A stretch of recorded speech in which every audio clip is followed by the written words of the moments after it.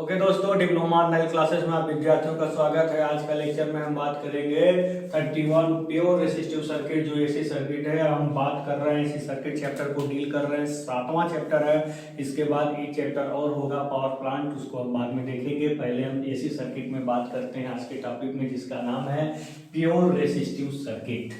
ठीक है, आज का हम जो टॉपिक की स्टडी करेंगे वो है प्योर रेसिस्टिव सर्किट।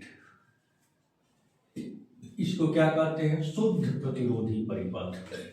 इसको हम क्या कहते हैं? शुद्ध प्रतिरोधी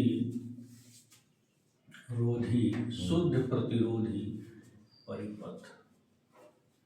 क्या होता है शुद्ध प्रतिरोधी परिपथ? हम इसको आज पूरा एक्सप्लेन करेंगे। जैसे मान लीजिए कोई आपके सामने सर्किट है, मान लीजिए आपके सामने कोई सर्किट है जिसमें रेसिस्टिव सर्किट है, जिसमें क्या हो? रेसिस्टेंस हो। उसको हमने एसी सप्लाई दिया है। मान लीजिए AC supply V = Vm sin omega t हमने इसको प्रोवाइड किया है। इसका रेसिस्टेंस क्या है? R है। इसमें I करंट क्या हो रही है? फ्लो हो रही है। टाइम t के रिस्पेक्ट में लगातार क्या हो रही है? चेंज हो रही है। तो ये प्योर रेसिस्टिव सर्किट का एक एग्जांपल लिए, जैसे मान लीजिए फिलामेंट लैंप हो गया, या मान लीजिए नाइक्रोम वायर का हीटर हो गया। ये सब जो एग्जांपल है रेसिस्टिव सर्किट के हैं, न कि ये आपके प्योर रेसिस्टिव हैं। इसमें कुछ ना कुछ अलग अलग प्रॉपर्टी इंडक्टिव, रिएक्टेंस, कैपेसिटिव का भी होता है। देखिए दोस्तों, एक चीज मैं आपको बता दूं, इंडक्टर और कैपेसिटर के बारे में बहुत ही इंपॉर्टेंट पॉइंट आपको हम बताने जा रहे हैं, जरूर ध्यान से समझिएगा। इंडक्टर और कैपेसिटर का ये जो गुण है करंट के फ्लो को रोकना, ये बहुत कम होता है। अशुद्धता के कारण ये गुण इनके अंदर आ जाता है कि करंट के फ्लो को रोकने का काम करते हैं। अशुद्धता के कारण वास्तव में इनका जो काम है करंट के फ्लो को रोकना काम नहीं है, ये तो काम रेसिस्टर का होता है। करंट के फ्लो को रोकने का काम इसका होता है। ठीक है, करंट के फ्लो को रोकने का काम इसका होता है। प्योरली करंट को रोक देता, ब्लॉक कर देगा। ज्यादा रेसिस्टेंस हो गया सर्किट में तो फ्लो नहीं होने देगा। ठीक है, इसमें ज्यादा हीटिंग उत्पन्न होती है, पावर को कंज्यूम करता है। जिस पावर को कंज्यूम कर देता है, मतलब एक फॉर्म से दूसरे फॉर्म में कन्वर्ट कर देता है, हीट में, लाइट में, जिसमें भी वो एक्टिव पावर होता है किलोवाट में, आगे बताएंगे। ये दोनों पावर को कंज्यूम नहीं करते हैं, पावर लेते हैं, देते हैं। क्या करते हैं? रिसीव करते हैं, फिर उसको डिलीवर करते हैं। पावर को ये एब्जॉर्ब करते हैं, डिलीवर करते हैं। ये पावर को कंज्यूम नहीं करते हैं, मतलब डिसिपेट नहीं करते हैं। ठीक है, तो इसमें जो प्रॉपर्टी करंट के फ्लो के अपोज करने की है, वो कहीं से आ जाती है ड्यू टू इम्प्योरिटी, अशुद्धता के कारण। इनका जो काम है, इसका काम है करंट के चेंज का अपोज करना, करंट के चेंज का अपोज करना। इसका काम है वोल्टेज के चेंज का अपोज करना। ये करंट को बढ़ने या घटने नहीं देना चाहता है, वो चाहता है कि करंट स्मूथली फ्लो हो, स्मूथली करंट फ्लो हो, इस तरह से स्मूथली करंट फ्लो हो। ये इंडक्टर ये चाहता है कि करंट में चेंजिंग ना हो दोस्तों। क्यों ऐसा चाहता है? क्योंकि भाई जब एसी करंट देंगे तो अल्टरनेट फ्लक्स भी इससे उत्पन्न होंगे, जो लगातार कॉइल से होकर चेंज होंगे, और जब फ्लक्स कॉइल से होकर चेंज होंगे तो कॉइल में उत्पन्न हो जाएगी ईएमएफ, और उसी काज का अपोज करेगी जिससे उत्पन्न हुआ है। तो इस करंट के चेंज होने से ईएमएफ उत्पन्न हुआ है, तो ये ईएमएफ इसी करंट के चेंज का क्या करने लगेगा? अपोज करने लगेगा। यानी कि करंट के चेंज का ईएमएफ क्या करता है? अपोज करता है, विरोध करता है। ठीक है, और ईएमएफ कैसे विरोध कर पाता है इसके चेंज का? जब करंट बढ़ती है तो इसके विपरीत हो जाता है, इसको कम करना चाहता है। और जब करंट घटती है तो इसके डायरेक्शन में हो जाता है सप्लाई के, और करंट को बढ़ाना चाहता है। इस प्रकार से करंट को मेंटेन करने का काम करता है इंडक्टर। यही इसका बेसिक काम है कि करंट के चेंज का अपोज करे। इस प्रॉपर्टी को इंडक्टेंस कहते हैं। क्या कहते हैं? इंडक्टेंस। इसका बेस मतलब इसका जो आपका विशेष जो इसका वर्क है, वो काम क्या है? जैसे मान लीजिए कि मैं आपको पढ़ा रहा हूँ क्या, बेसिक इलेक्ट्रिकल, तो थोड़ा बहुत फिजिक्स भी पढ़ा लूंगा, थोड़ा बहुत मैथ भी पढ़ा लूंगा। लेकिन स्पेशली अगर फिजिक्स और मैथ की बात करें तो उसके लिए अलग टीचर ही रहेंगे। उसी प्रकार ये इंडक्टर का काम आपका क्या है कि करंट के चेंज को क्या करेगा? अपोज करेगा। करंट के चेंज का क्या करेगा? विरोध करेगा। ये इसका खुद का काम है, लेकिन इम्प्योरिटी के कारण थोड़ी बहुत उसमें प्रॉपर्टी करंट के फ्लो का भी विरोध करने की आ जाती है, कुछ रेजिस्टेंस की प्रॉपर्टी आ जाती है ड्यू टू इम्प्योरिटी। लेकिन हम यहाँ पे प्योर की बात कर रहे हैं, इसमें कोई ना इंडक्टेंस है, ना रिएक्टेंस है, ना इसमें कैपेसिटेंस है, कुछ नहीं है, केवल और केवल रेसिस्टेंस है और कुछ भी नहीं है। इसलिए हम प्योर की बात कर रहे हैं, जो केवल काल्पनिक है, जो कभी जीवन में संभव नहीं है दोस्तों। इसमें क्या होता है, मान लीजिए हमने इसको डीसी सप्लाई यहाँ पे दे दिया प्लस माइनस, इसमें करंट फ्लो हो रहा है, चार्ज यहाँ पे इकट्ठा होने लगा, यहाँ पे चार्ज आपकी इकट्ठा होने लगा, तो पुनः चार्ज जब जाएगा तो चार्ज चार्ज में रिपल्सन होगा, यानी कि चार्ज को बढ़ने नहीं देना चाहेगा, यानी कैपेसिटर के क्रॉस जो वोल्टेज होगी वो चेंज होना नहीं चाहेगा। ये जो कैपेसिटर के क्रॉस जो आपकी करंट है, कैपेसिटर के क्रॉस जो आपका वोल्टेज है वो चाहेगा कि कैपेसिटर क्या रहे, मेंटेन रहे, वो चेंज ना हो। तो इस प्रकार से आपका कैपेसिटर वोल्टेज के चेंज का अपोज करता है, इंडक्टर करंट के चेंज का अपोज करता है। ड्यू टू इम्प्योरिटी इसके अंदर एक गुण आ जाता है जिससे थोड़ा बहुत करंट के फ्लो का भी अपोज कर देता है, उसी गुण को हम रिएक्टेंस कहते हैं, जो इसके पहले प्रीवियस लेक्चर्स में मैंने एक्सप्लेन किया था। अब मैं आपको बात करने जा रहा हूँ प्योर रेसिस्टिव सर्किट और प्योर रेसिस्टिव सर्किट से रिलेटेड जितने भी टर्मिनोलॉजीज हैं, जितने भी स्टडीज हैं, उनको हम देखेंगे दोस्तों, ठीक है, उनको हम देखेंगे। तो चलिए हम बात करते हैं प्योर रेसिस्टिव सर्किट के विषय में और देखते हैं प्योर रेसिस्टिव सर्किट क्या होती है। इसको हम यहाँ से हटाते हैं, इस चीज को यहाँ से हटाते हैं, यहाँ इनका रहना कोई जरूरी नहीं है।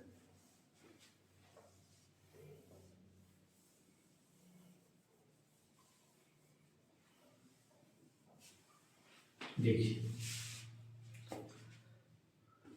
तो ये क्या है आपका प्योर रेसिस्टिव सर्किट। तो यहाँ पे हम लिखेंगे pure instantaneous supply, instantaneous value of supply voltage, उसको क्या कहेंगे, इंस्टैन्टेनियस, इंस्टैन्टेनियस वैल्यू ऑफ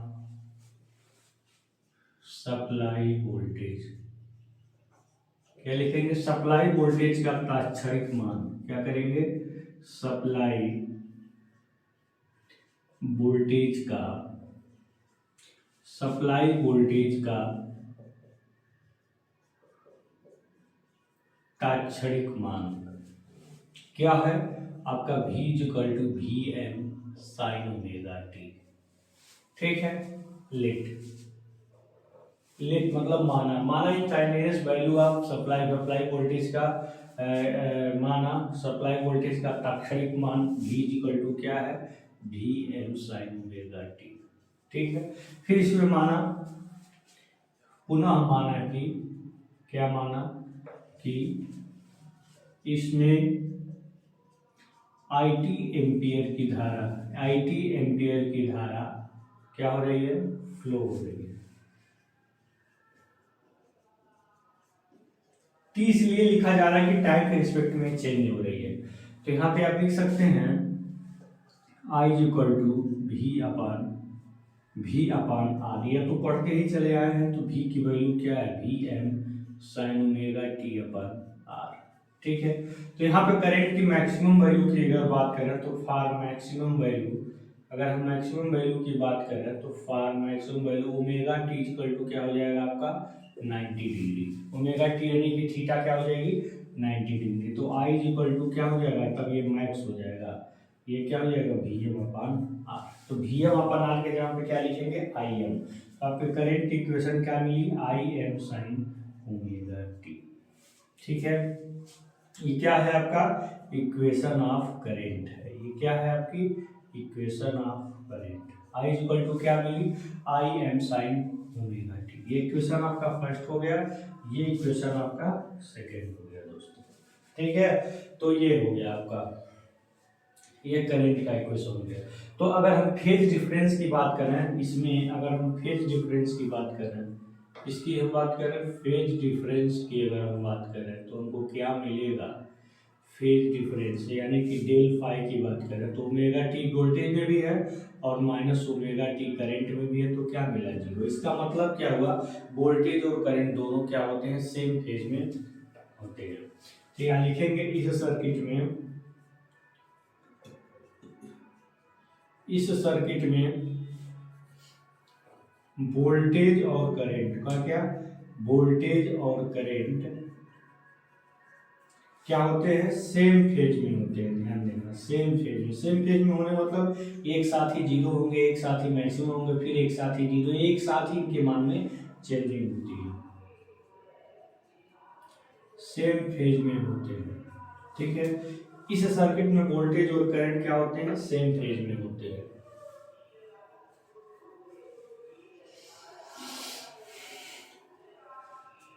इस सर्किट में वोल्टेज और करंट क्या होते हैं, सेम फेज, क्योंकि वोल्टेज का भी ओमेगा टी है, करंट का भी, दोनों का फेज डिफरेंस क्या है, जीरो। हमेशा क्या होते हैं, दोनों सेम फेज में होते हैं, ध्यान देना है कि प्योर रेसिस्टिव सर्किट है तो उसमें वोल्टेज और करंट क्या होंगे, सेम फेज में होंगे, एक साथ होंगे। अगर इनका हम वेक्टर डायग्राम बनाना चाहें, आप इनका हम वेक्टर डायग्राम अगर एक साथ बनाना चाहें तो वेक्टर डायग्राम में हम देखेंगे क्या,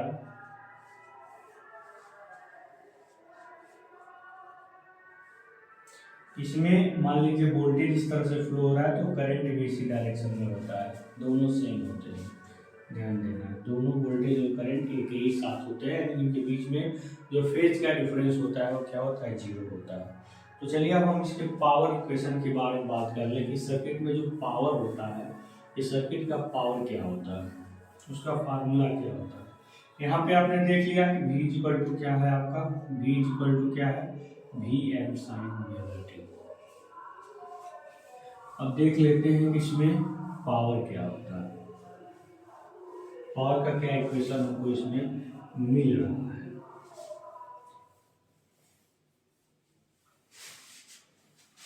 तो पावर P इक्वल टू अब क्या होता है, V इंटू आई, ये बात आप ही नहीं दुनिया जानती है।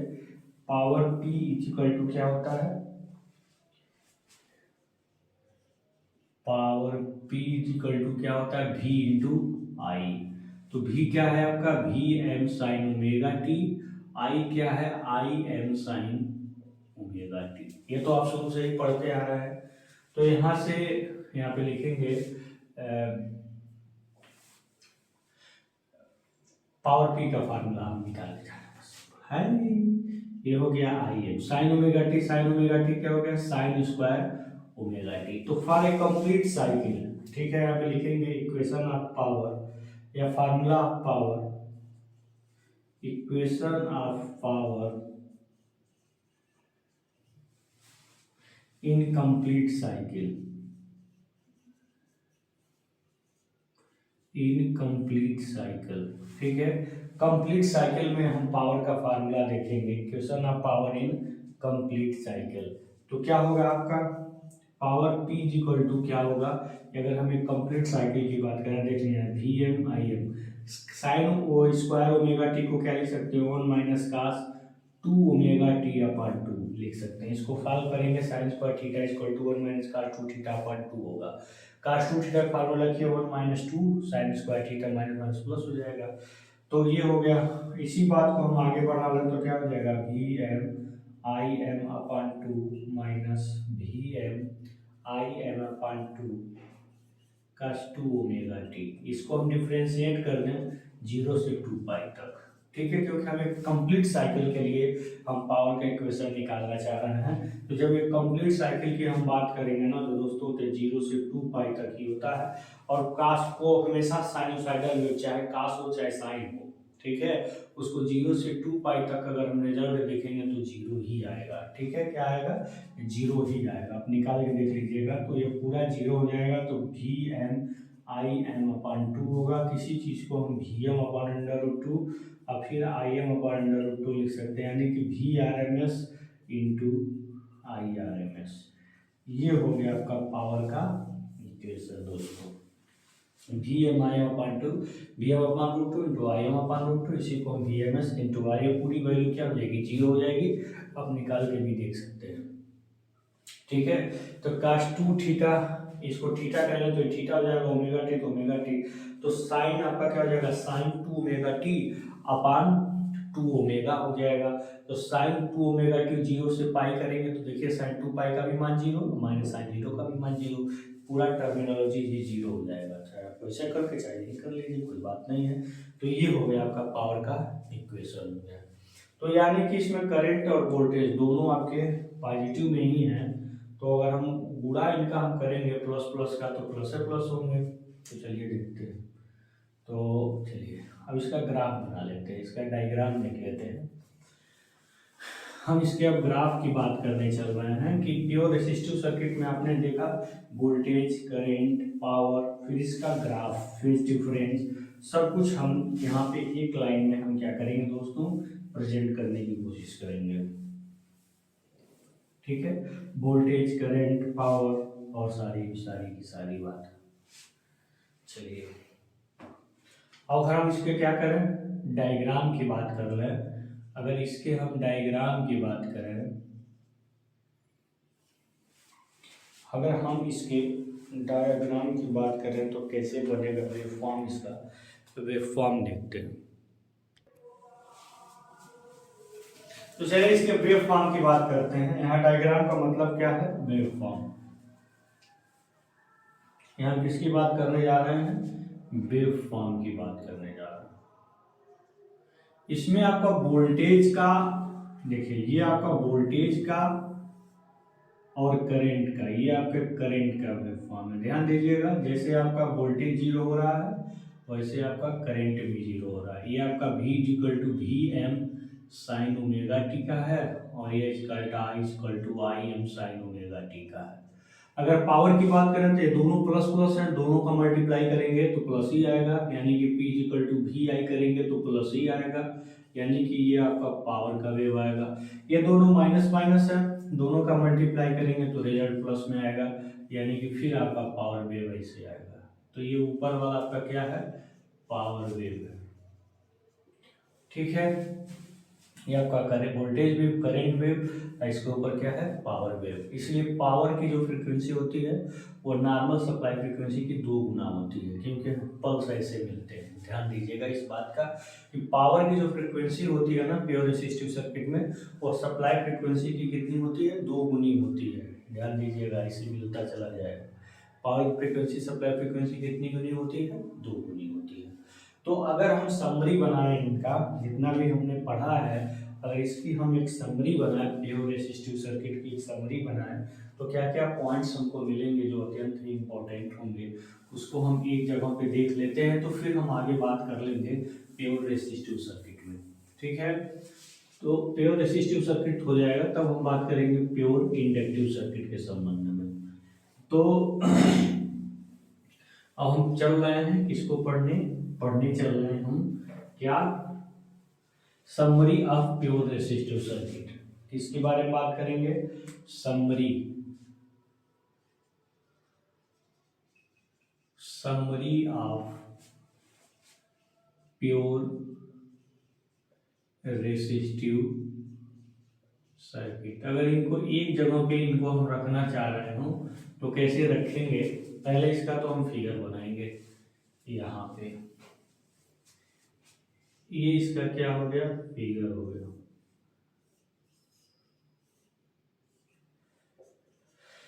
तो equal to V M sine omega T, I equal to क्या है, आई टी। इसमें आई टी करेंट क्या हो रही है दोस्तों, फ्लो हो रही है। ठीक है, तो ये आपका रेसिस्टर हो गया, ये आपका करंट हो गया, ये आपकी सप्लाई वोल्टेज हो गई। तो यहाँ हम लिखेंगे इंस्टैन्टेनियस, प्योर रेसिस्टिव सर्किट में अगर इंस्टैन्टेनियस वोल्टेज की अगर हम बात करें ना, इंस्टैन्टेनियस वोल्टेज की, तो V equal to V M sine omega T होता है। अब फिर आपका इंस्टैन्टेनियस, अगर हम इंस्टैन्टेनियस करंट की बात करें तो I इक्वल टू क्या होगा, आई एम साइन ओमेगा टी। ठीक है, फेज डिफरेंस इसमें हम देखेंगे, फेज डिफरेंस, तो फेज डिफरेंस डेल फाई इसमें क्या होगी, omega T minus omega T क्या हो जाएगी, जीरो। ठीक है, यानी कि अगर हम देखेंगे तो वोल्टेज और करंट दोनों क्या होंगे, इसमें सेम फेज में होंगे। तो ये आपका पहला हो गया, दूसरा हो गया, ये आपका तीसरा हो गया। अब चौथा हम बात करते हैं इंस्टैन्टेनियस वोल्टेज, इंस्टैन्टेनियस करंट, फिर क्या है फेज डिफरेंस। और अब हम बात कर लेते हैं किसके संबंध में, तो पावर के संबंध में। तो अगर हम पावर देखेंगे तो इसमें जो पावर का आपका समीकरण होगा वो क्या होगा, V M upon under root two upon I M upon under root two, यानी कि V R M S into I R M S. ठीक है, अगर इसका यूनिट अगर हम देखेंगे ना, यहाँ पे जो पावर है उसकी जो अगर यूनिट की बात करेंगे तो वी ए या के बी ए, किलो वोल्ट एम्पियर या मेगा वोल्ट एम्पियर, आपका अपेरेंट पावर आपको मिलेगा। ये जो पावर है क्या है, अपेरेंट पावर है। तीन प्रकार के पावर होते हैं जिनको हम एक्सप्लेन करेंगे। यहाँ पे समझिए वोल्टेज और करंट का जो रिजल्ट मिल रहा है वो क्या है, अपेरेंट पावर है।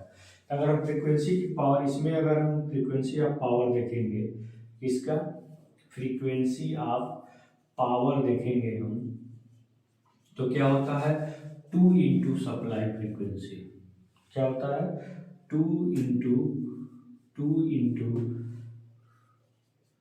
Supply frequency. सप्लाई फ्रीक्वेंसी का क्या होता है, 2 गुना होता है। ठीक है, ध्यान देना।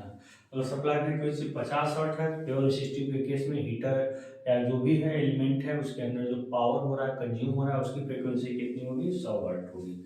ये ध्यान देना है। अब फिर आपका लास्ट है क्या, वेव फॉर्म। तो वेव फॉर्म को भी देख लेते हैं। ठीक है, प्योर रेसिस्टिव सर्किट के वेव फॉर्म को जो मैंने अभी बनाया था, ये वोल्टेज हो गया, ये आपका करंट हो गया, और ये आपका क्या हो गया, पावर हो गया। पावर, वोल्टेज, और ये क्या हो गया, करंट। ये हो गया 0, ये हो गया पाई, ये हो गया 2 पाई। ये हो गया आपका वेवफॉर्म। तो प्योर रेसिस्टिव सर्किट से रिलेटेड जितने भी टर्म्स थे उन सारे टर्म्स को मैंने एक जगह पे आपके सामने प्रेजेंट कर दिया। ठीक है, अब हम बात करेंगे pure inductive circuit. Pure inductive circuit के संबंध में, तो प्योर इंडक्टिव सर्किट क्या होता है, उससे रिलेटेड जो भी टर्मिनोलॉजीज है उनका हम अध्ययन करेंगे, फिर उसका वेवफॉर्म भी हम ही बनाएंगे दोस्तों। तो चलिए अब हम बात कर लेते हैं क्या, प्योर इंडक्टिव सर्किट। तो प्योर इंडक्टिव सर्किट में हम देख लेते हैं क्या क्या चीज़ें हैं, फिर लास्ट में उसका भी एक समरी हम जरूर बनाएंगे, क्योंकि बिना समरी के आप चीज़ों को समराइज नहीं कर पाएंगे, एक जगह पे उनको इकट्ठा नहीं कर पाएंगे। इसलिए उनको इकट्ठा करने के लिए हम जरूर बताएंगे आपको प्योर इंडक्टिव सर्किट।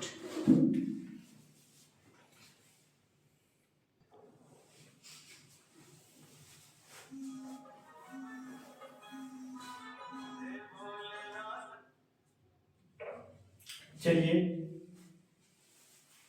अब हम बात करते हैं किसका, प्योर इंडक्टिव सर्किट का।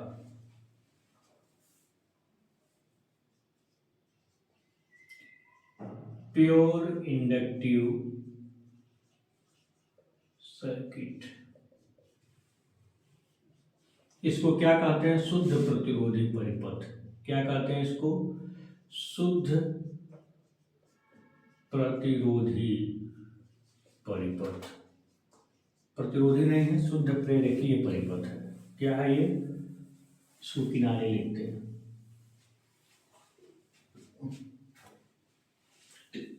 क्या है, प्योर इंडक्टिव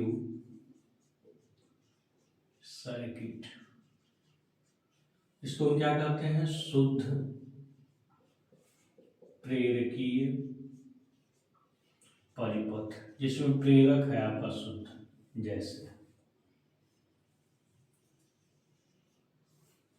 ये आपका क्या है, शुद्ध प्रेरकीय परिपथ। मान लीजिए सप्लाई वोल्टेज आपका V M sine omega T, इसका इंडक्टेंस एल है, मान लीजिए इसमें आई टी करंट क्या हो रही है, फ्लो हो रही है। ठीक है, ये आपका शुद्ध प्रेरकीय परिपथ है। तो यहाँ मान लेंगे, माना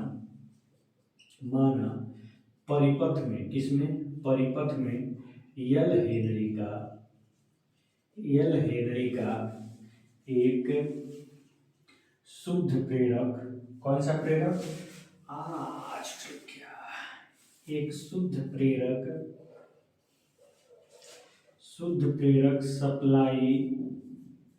supply voltage V equal to V M sine omega T के एक क्रॉस क्या हुआ है, जुड़ा हुआ है। माना इसमें आई टी एम्पियर करंट क्या हो रही है, फ्लो हो रही है। ठीक है। इसमें जो इंडक्ट जो आपका वोल्टेज जो इसमें इंड्यूस्ड होगा, तो इंड्यूस्ड वोल्टेज की अगर हम बात करेंगे तो इंड्यूस्ड वोल्टेज आपका जो भी होगा वो क्या हो जाएगा, L D I by D T. इसका समीकरण तो आप जान ही रहे हैं, बी इक्वल टू क्या होगा, L D I by D T. इसी के कारण इसमें इंड्यूस्ड होगा, जो होगा वो यहाँ कहीं कंज्यूम वोल्टेज का ग्राफ होगा नहीं, तो जो वोल्टेज यहाँ होगा वो वोल्टेज में इंड्यूस्ड होगा, दोनों बराबर होंगे ईएमएफ वोल्टेज। तो v इक्वल टू क्या होगा, L D I by D T. तो यहाँ से हम क्या करेंगे, v into D T upon L into D I करेंगे, और फिर एल को इधर भेज दीजिए, तो D I equal to V upon L D T हो जाएगा। ठीक है, क्यों ऐसा किया, क्योंकि हमें गणित का इक्वेशन निकालना था। क्यों निकाला था, क्योंकि वोल्टेज का इक्वेशन आपका दिया गया है, वोल्टेज का इक्वेशन आपने मान लिया, तो हमें क्या निकालना है यहाँ पे, करंट का इक्वेशन निकालना। तो अब क्या करेंगे यहाँ पे हम करेंगे इंटीग्रेशन। क्या करेंगे, इंटीग्रेशन, इंटीग्रेटिंग बोथ साइड्स, दोनों साइड से इंटीग्रेशन करने पर with respect to T. T के रिस्पेक्ट में हमने क्या कर दिया, डिफरेंशिएशन करना। ना ना ना ना ना ना ना ना ना, जो जिधर है जिस साइड में उसी के रिस्पेक्ट में हो जाएगा, यहाँ आई के रिस्पेक्ट में, यहाँ टी के रिस्पेक्ट में। तो दोस्तों डी आई का क्या होगा, आपका आई होगा, पढ़ते ही चले आए हैं। एल बाहर हो जाएगा, यहाँ से भी इक्वल टू लिखेंगे भी omega T D T. L बाहर आ गया, अब भी हम आपका कांस्टेंट है, ये भी आपका बाहर हो जाएगा, और फिर अंदर क्या बचेगा, sign omega T D T. ठीक है, तो sign omega T D T, तो साइन ओमेगा टी का क्या होता है, पढ़े ही हैं आप शुरू से ही, वी एम अपन एल क्या होगा, minus cos omega T upon omega. पढ़ते आए हैं, जो भी टी का मल्टीप्लिकेशन होता है उसको नीचे डिवाइड कर देते हैं, तो यानी कि आपका क्या हो जाएगा, minus V M upon omega L, क्या ओमेगा एल, साफ से क्लियर करते हैं इसको, तो क्या हो जाएगा ओमेगा एल।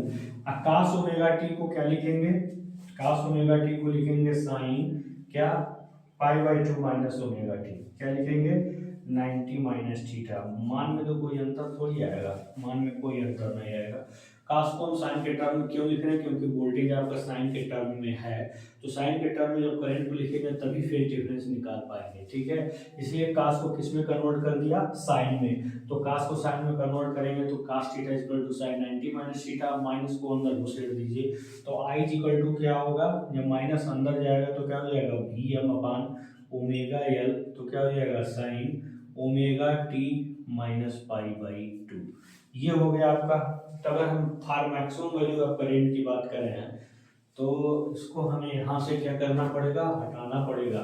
तो फार मैक्सिमम वैल्यू ऑफ करंट, अगर करंट के मैक्सिमम वैल्यू की हम कल्पना कर रहे हैं, सोचने का प्रयास कर रहे हैं, तो साइन थीटा का मान क्या रखेंगे, 90 डिग्री लिखेंगे, यानी कि यहाँ पे सीधे लिखेंगे फार मैक्सिमम वैल्यू ऑफ करंट। अगर हमें करंट का मैक्सिमम वैल्यू निकालना है, मैक्सिमम वैल्यू ऑफ करंट, ठीक है, क्या for maximum value of current, maximum value of current की अगर हम बात करेंगे तो क्या हो जाएगा, I max upon V M upon omega L. तो यहाँ पे आपको लिखना पड़ेगा sine omega T minus pi by two का मैक्सिमम मान कितना होगा, 1। तो यहाँ पे आपको लिखना पड़ेगा क्या, 1। तो यानी कि I max is equal to क्या होगा, V M upon omega L. ये इक्वेशन थर्ड हो गया, इसको लिखेंगे पुटिंग इन इक्वेशन 2 क्या है, ये आपका 2 है, 1 कहाँ है, तो 1 आपका यही है, आपका 1 equation B equal to V M sine omega T. जो आपका सप्लाई वोल्टेज है वो इक्वेशन फर्स्ट है, जो आपका क्या है सप्लाई वोल्टेज है वही इक्वेशन क्या है, फर्स्ट है। तो v इक्वल टू क्या है, V M sine omega T, ये आपका क्या है 1 है। ठीक है, ठीक है। तो आई मैक्स इक्वल टू क्या हुआ, V M upon omega L.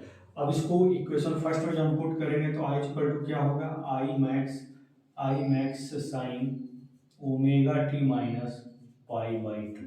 ठीक है, तो ये हो गया आपका क्या, करंट का equation, I equal to I max sine omega T minus pi by two. ठीक है, ये आपके सामने क्या मिला, करंट का इक्वेशन मिल गया। तो अगर अब हम यहाँ फेज डिफरेंस निकालें from 1 and 2, from 1 and 4th, ठीक है, तो यहाँ पे लिखेंगे फेज डिफरेंस। यहाँ से अगर हम फेज डिफरेंस फाइंड करें, फेज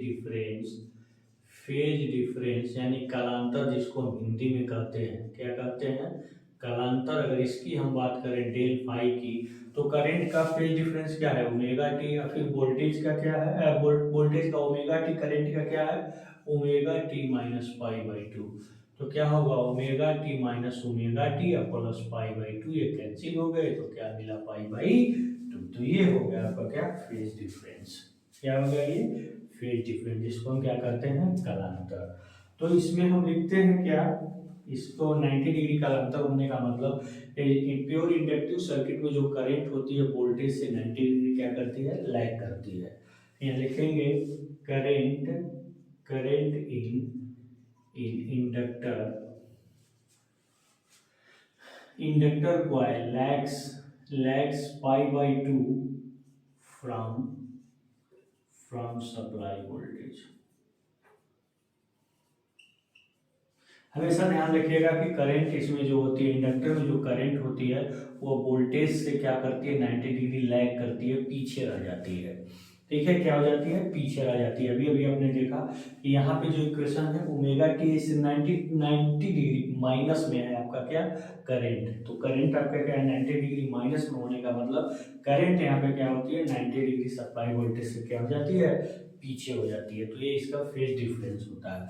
अगर हम यहीं पे इस इक्वेशन से हम क्या निकालना चाहें, अगर इंडक्टिव रिएक्टेंस निकालना चाहें, यानी कि हम यहाँ पे फार्मूला अगर चाह रहे हैं, क्या चाह रहे हैं, एक फार्मूला चाह रहे हैं किसका, इंडक्टिव रिएक्टेंस का, तो यहाँ पे हम निकाल सकते हैं किसका, इंडक्टिव रिएक्टेंस का फार्मूला। यहाँ पे क्या लिखेंगे, फार्मूला ऑफ इंडक्टिव रिएक्टेंस, क्या लिखेंगे, फार्मूला ऑफ इंडक्टिव रिएक्टेंस।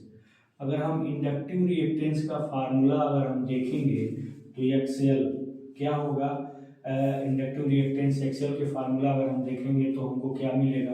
अगर हम आई मैक्स की बात करें ना, मान लीजिए आई मैक्स की अगर हम बात करें, तो यहाँ आई मैक्स क्या होगा बताइए। यहाँ पे तो दिख रहा है Vm/ओमेगा एल।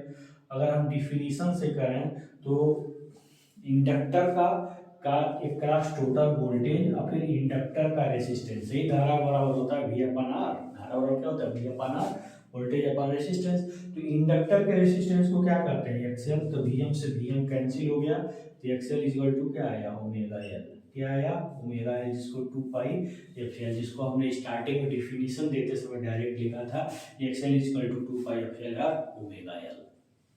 तो यहाँ से इंडक्टिव रिएक्टेंस का हम फार्मूला क्या कर सकते हैं, आसानी से प्राप्त कर सकते हैं, जो यहाँ पे आई मैक्स है वहीं से। ठीक है, तो इस प्रकार से आपने क्या देखा कि इसमें करंट का एक, वोल्टेज का इक्वेशन, करंट का इक्वेशन, इसमें फेज डिफरेंस और फिर इसके इंडक्टिव रिएक्टेंस का फार्मूला। समराइज मैं करूंगा, घबराने की जरूरत नहीं है। अब यहाँ पे हम पावर को लेकर चलते हैं। अब देखते हैं इसमें पावर का इक्वेशन क्या होता है। क्योंकि आपका इंडक्टर क्या करता है कि इंडक्टर आपका पावर कंज्यूम करता नहीं है। अगर प्योर है जिसमें रेसिस्टेंस सही है नहीं है जो इसको कंज्यूम करे, ये एक साइड से पावर लेता है, दूसरी साइड में अपना सोर्स को डिलीवर कर देता है। इसीलिए ना इस पावर को हम क्या करते हैं, इमेजिनरी पावर करते हैं, या इसी को हम क्या करते हैं, रिएक्टिव पावर करते हैं। इंडक्टिव और कैपेसिटिव के केस में जो पावर एब्जॉर्ब किया जाता है सोर्स से, नॉट कंज्यूम्ड, एब्जॉर्ब, जो एब्जॉर्ब किया जाता है सोर्स से, उस पावर का नाम क्या है, रिएक्टिव पावर। इसकी यूनिट क्या होती है, VAR। और उसके बारे में हम तीनों पावर को हम डिफाइन करेंगे, active power, apparent power, reactive power. In the case of AC क्या होते हैं, इनको हम बताएंगे दोस्तों। ठीक है, तो हम किसके बारे में बात कर जा रहे हैं, पावर, इक्वेशन ऑफ पावर के बारे में। क्या है, equation of power in pure inductive circuit. अगर हम प्योर इंडक्टिव सर्किट में पावर का इक्वेशन देखें तो P इक्वल टू क्या होगा, यानी कि हम किसी के बारे में बात कर रहे हैं ना, पीएल के बारे में। क्या है? वीएम। फार्मूला तो वोल्टेज इंटू करंट ही होगा, ठीक है। Instantaneous value of voltage, instantaneous value of current, ये पढ़ते ही आ रहे हैं। V is equal to V M sine omega T, I is equal to I M sine omega T minus pi by 2। Sine 90 minus theta क्या होगा? Minus theta. तो यहाँ पे क्या हो जाएगा?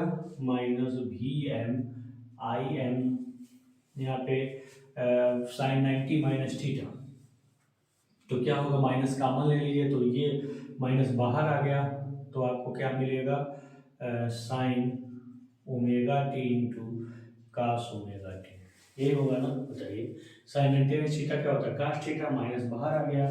तो फिर यहाँ पे आपका क्या करिए ना, इसमें हम 2 का भाग करके यहाँ 2 का गुणा कर देते हैं, तो 2 sine omega T into cos omega T, यानी कि क्या होगा आपका? Minus V M I M upon 2 into cos omega T, sine 2 omega T, क्या होगा? Sine 2 omega T, sine 2 theta, 2 sine theta into cos theta क्या होता है? Sine 2 theta.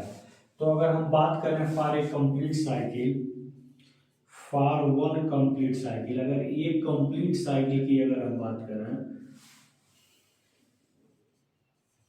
तो जो आपका पावर होगा ना, एक कंप्लीट साइकिल के लिए जो आपका पावर होगा, देखिए क्या होगा? V M I M upon 2, कहाँ से? 0 से 2 पाई तक, कास 2 कास नहीं, sine 2 omega 2, sine 2 omega T D T के रिस्पेक्ट में करेंगे, ठीक है। तो देख लीजिए यहाँ पे आपका V M I M upon 2, sine का क्या होता है? माइनस कास, तो माइनस बाहर कर लीजिए, कास थीटा, टी का जो भी है वो हम यहाँ पे क्या कर लेंगे? नीचे डिवाइड कर लेंगे, तो क्या हो जाएगा? Minus V M I M upon 4 omega हो जाएगा, और ये आपका अपर लिमिट लोअर लिमिट, यानी कि यहाँ पे आपका क्या होगा? कास 2 इंटू 2 पाई अपर लिमिट रखेंगे तो कास 4 पाई हो जाएगा, ओमेगा टी मतलब थीटा है और कुछ नहीं है, तो 2 पाई 4 पाई हो जाएगा, फिर माइनस क्या हो जाएगा? कास 0 हो जाएगा। तो यहाँ से हम देखेंगे minus V M I M upon 4 omega, इसकी वैल्यू क्या हो जा रही है आपकी? यहाँ पे देखेंगे इसकी वैल्यू 1 होगी, और माइनस का 0 की वैल्यू 1 होती है, यानी कि पूरा आपका जो पावर होता है ना, पूरा जो आपका पावर होगा वो क्या आएगा? 0 आएगा। यानी कि प्योर इंडक्टिव केस में अगर हम पावर की बात कर रहे हैं तो क्या होता है? 0, यानी कि इसमें कोई भी पावर क्या होता है? कंज्यूम नहीं होता है। इस तरह से हम एक कंक्लूजन फाइंड करते हैं, एक कंक्लूजन पे हम पहुँचते हैं। कैसे कंक्लूजन पे? ध्यान दीजिएगा, क्या प्योर इंडक्टिव सर्किट में क्या होता है? पावर कंज्यूम नहीं होता, पावर कंज्यूम नहीं होता है, ठीक है। क्या होता है? पावर कंज्यूम नहीं होता है। इस केस में यहाँ पे इसको हम मिटाना चाहेंगे। इस केस में तो होता क्या है? इस केस में तो होता क्या है? प्योर इंडक्टिव सर्किट में पावर कंज्यूम नहीं होता है। इस केस में सोर्स से पावर, SOURCE, सोर्स से पावर पॉजिटिव साइकिल में एब्जॉर्ब किया जाता है, किया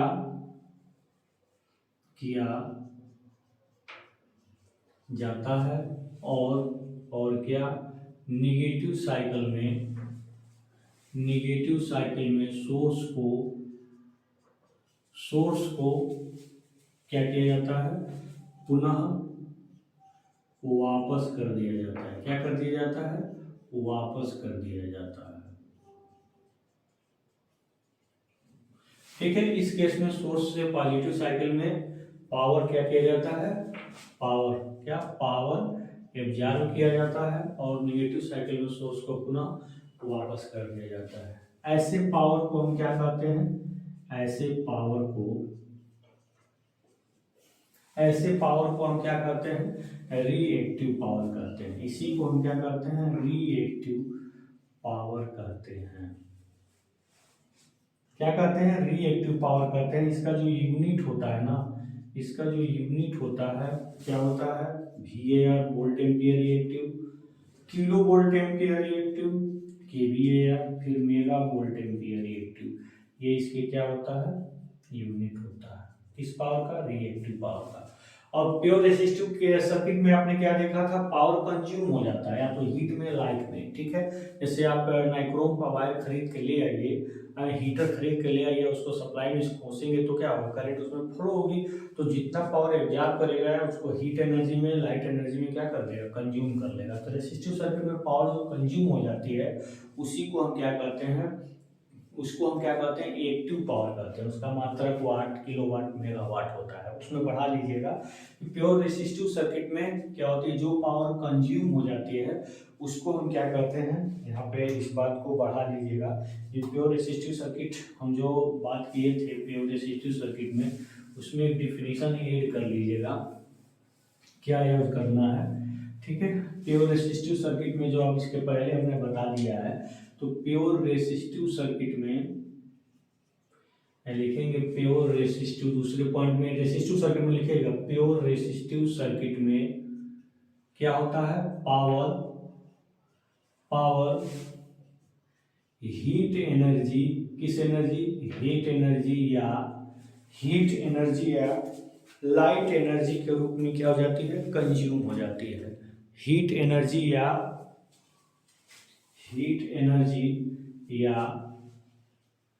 लाइट एनर्जी, हीट एनर्जी या लाइट एनर्जी में, ठीक है। प्योर रेसिस्टिव सर्किट में पावर हीट एनर्जी या लाइट एनर्जी में क्या हो जाती है, कंज्यूम हो जाती है। क्या हो जाती है, कंज्यूम हो जाती है। ऐसे पावर को हम क्या कहते हैं, ऐसे पावर को हम एक्टिव पावर कहते हैं। क्या कहते हैं, एक्टिव पावर कहते हैं। इसका जो मात्रक होता है ना, इसका मात्रक होता है वो वाट, किलोवाट या मेगावाट होता है। ध्यान देना इस बात का। रिएक्टिव पावर होता है प्योर रेसिस्टिव के केस में, और रिएक्टिव पावर प्योर इंडक्टिव और प्योर कैपेसिटिव के केस में, ये ध्यान देना।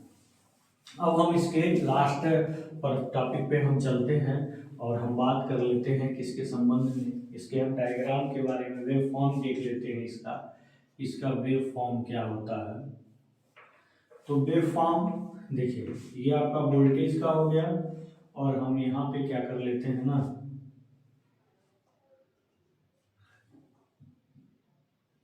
हम इसके करंट की भी बात कर लेते हैं।